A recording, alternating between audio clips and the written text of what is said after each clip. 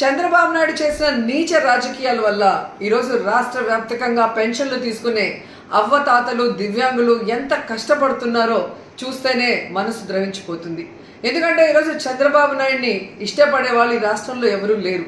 కేవలం అవ్వతాతలంతా కూడా జగనన్న పరిపాలనలో పెన్షన్లు టెన్షన్గా పొద్దున 5 గంటలకే ఇంటికి చేరుస్తుంటే నా బిడ్డ బాగుండాలి అని వాళ్ళు ఇచ్చిన దీవెనను చూసి కక్షగట్టి తన యొక్క ఫాలోయర్స్ ఎవరైతే ఉన్నారో తొత్తులు నిమ్మగడ్డ రమేష్ అచ్చెన్నాయుడుతో ఎలక్షన్ కమిషన్కి ఈరోజు వాలంటీర్ల మీద కంప్లైంట్ చేయించి ఆ వాలంటీర్ వ్యవస్థ పెన్షన్లు ఇవ్వకూడదని చెప్పి ఈరోజు బ్యాంకుల్లో వేయమని ఎలక్షన్ కమిషన్ చెప్పే పరిస్థితి తీసుకొచ్చారు.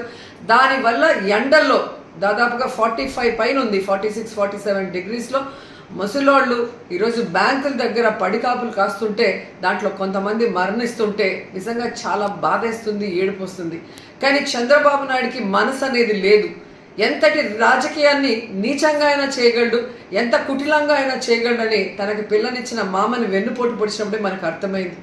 58 నెలలు ప్రజలకి కష్టం లేకుండా సచివాలయ వాలంటీర్ వ్యవస్థ ద్వారా జగన్మోహన్ రెడ్డి గారు ప్రతి సంక్షేమాన్ని ఈవెన్ పెన్షన్ రైస్తో సహా పేద ప్రజల ఇళ్లకే పంపిస్తుంటే ఈరోజు కక్ష కట్టి 1 నెల గ్యాప్ వచ్చే ముందుకి ఎలక్షన్ కమిషన్కి కంప్లైంట్లు ఇచ్చి ఏ విధంగా ప్రజల్ని ఎండల్లో తిప్పి వాళ్ళ మరణానికి కారణమవుతున్నారో ప్రతి ఒక్కరు కూడా గమనించాల్సిన విషయం. ఈరోజు చంద్రబాబు నాయుడిని సూటిగా అడుగుతున్నాను, పెన్షన్లు తీసుకునే వయసు, నీ వయసున్న అవ్వతాతల్ని ఇలా ఇబ్బంది పెట్టడం నీకు భావ్యమేనా? వచ్చి ఒక్కరోజు ఎండలో నించోడు, రోడ్డు మీద ఎండలో ఒక్కరోజు నించుంటే ఆ అవ్వతాతల కష్టమేందో నీకు అర్థమవుతుంది. కేవలం అధికార దాహంతో ఈ విధంగా ముసలాళ్ళని దివ్యాంగుల్ని ఇబ్బంది పెట్టడం నీకు సబబేనని అడుగుతున్నాం.